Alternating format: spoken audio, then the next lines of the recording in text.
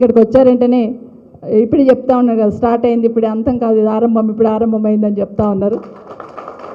So ఈరోజు వస్తూ ఉంటే ముఖ్యమంత్రి గారి స్పీచ్ వినుకుంటూ వచ్చినాను. నేను ఇప్పుడు ఉస్మానియా యూనివర్సిటీ పోయిన తర్వాత మాట్లాడుకుంటూ వస్తున్నారు, మాట్లాడుతుంటే వింటూ ఉన్నాను. నేను అనుకుంటే ఏమన్నా అపరిచితుడిలాగా, అప్పుడప్పుడు కేటీఆర్ గారు అంటుంటాడు ఆయన అపరిచితుడిలాగా మాట్లాడతాడని. ఆయన స్పీచ్లోనే ఈరోజు మాట్లాడుతున్న దాంట్లోనే మొదట్లో ఒకటి మాట్లాడాడు, తర్వాత ఒకటి మాట్లాడాడు. నిజంగా చాలా ఒక ముఖ్యమంత్రి స్థానంలో ఉండి ఏం మాట్లాడుతున్నారో కూడా అర్థం కాకుండా మాట్లాడుతూ ఏదో అధికారం ఉందనే మాట్లాడుతున్న సందర్భంలో బాధ అనిపించింది. అయ్యో 2 సంవత్సరాలు వెనక్కి పోయినామే, 2 సంవత్సరాలే పోయింది పవర్ అనుకుంటున్నాం, కానీ 10 ఏళ్ళు వెనక్కి పోయింది తెలంగాణ. కేసీఆర్ని బొడగొట్టుకొని ఎంత తప్పు చేసినామని ఆలోచన ఈరోజు అందరికి వస్తూ ఉంది. ఈరోజు ఏదైతే ఉస్మానియా యూనివర్సిటీ పోయి ముఖ్యమంత్రి గారు రిబ్బన్ కట్ చేసి ఆ స్టోన్ ఏది వేసుకొని వచ్చున్నారు, నాకేమర్థమైందంటే మన చంద్రాయణగుట్టలో ఒక ఫ్లైఓవర్ ఇనాగ్రేషన్ చేసిండు. ఆడపోయి కూడా ఫౌండేషన్ వేసింది, మొదలుపెట్టింది కేటీఆర్ గారు, కేసీఆర్ గారి నాయకత్వంలో. అయితే ఇనాగ్రేషన్ చేసి ఆడ మళ్ళీ కేసీఆర్ని తిట్టేసి వచ్చాడు. ఎల్బీ నగర్ ఫ్లైఓవర్ దగ్గర పోయిండు, అక్కడ పోయి కూడా ఫ్లైఓవర్ కట్టింది ఎవరంటే కేసీఆర్ గారు కట్టారు, కేటీఆర్ గారు ఆలోచన. అక్కడ రిబ్బన్ కట్ చేసి మళ్ళీ కేసీఆర్ని కేటీఆర్ని తిట్టేసి వచ్చింది. నాకు ఏమర్థమవుతుందంటే మనం పూజలు చేసుకుంటుంటే ఏం చేస్తాం, వినాయకుడు పూజ చేస్తాం.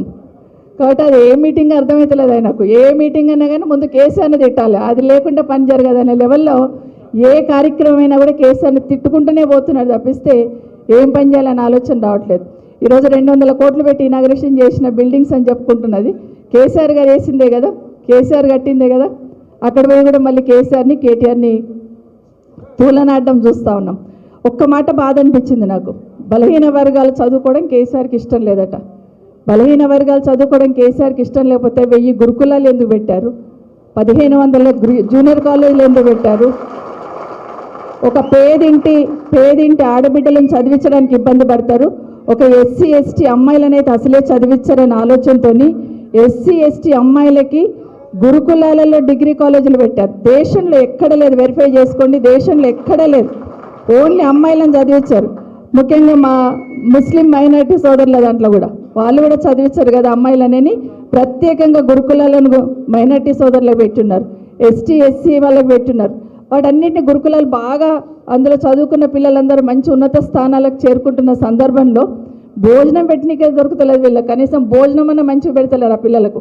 రోజు ఒక దగ్గర ఫుడ్ పాయిజన్, రోజు ఒక దగ్గర పిల్లలు హాస్పిటల్ పోతా ఉన్నారు.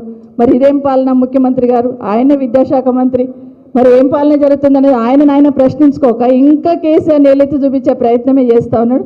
ప్రజలు ఇప్పటికే గమనించున్నారు ఈ రాష్ట్రంలో ఏం జరుగుతుంది. ఇంకొక మాట మాట్లాడుతూ అన్నాడు, భూములు అమ్మదామంటే భూములు లేవంటాడు, మళ్ళీ పైసలు లేవు, ఖజానా ఖాళీ అయింది అంటాడు. మళ్ళీ వితిన్ 5 మినిట్స్లో మీకు ఎంత కావాలో చెప్పండి, ఎన్ని పైసలైనా నేను ఇస్తా అంటాడు. ఖజానా ఖాళీ ఉంది అంటాడు, పైసలు ఇస్తా అంటాడు.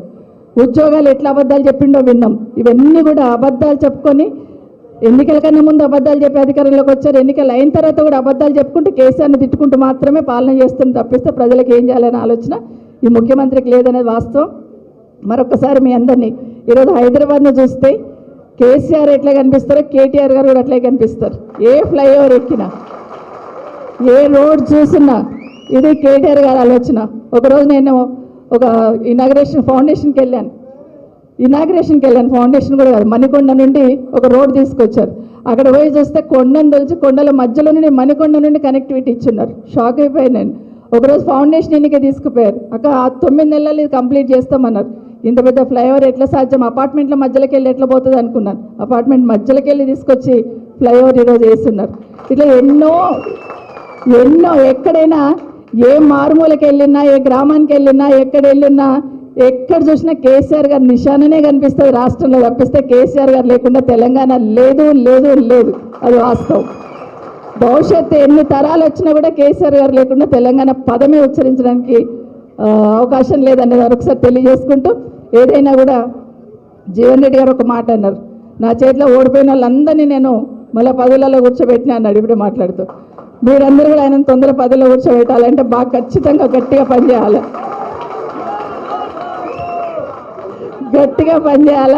గట్టిగా అక్కడ కొట్టాలంటే ముందు లోకల్ బాడీస్లో కొట్టాలి. లోకల్ బాడీస్ నిన్న ఒక ఆయన మాట్లాడుతూ కేటీఆర్ గారు ఛాలెంజ్ చేస్తున్నారు, ముందు లోకల్ బాడీస్ గెలిపించుకొని చూద్దామని. ప్రజలు ఎదురు చూస్తున్నారు, ఎప్పుడు వస్తాయి ఎన్నికలు, ఎప్పుడు కొడదామా మిమ్మల్ని అని ప్రజలు ఎదురు చూస్తున్నారు.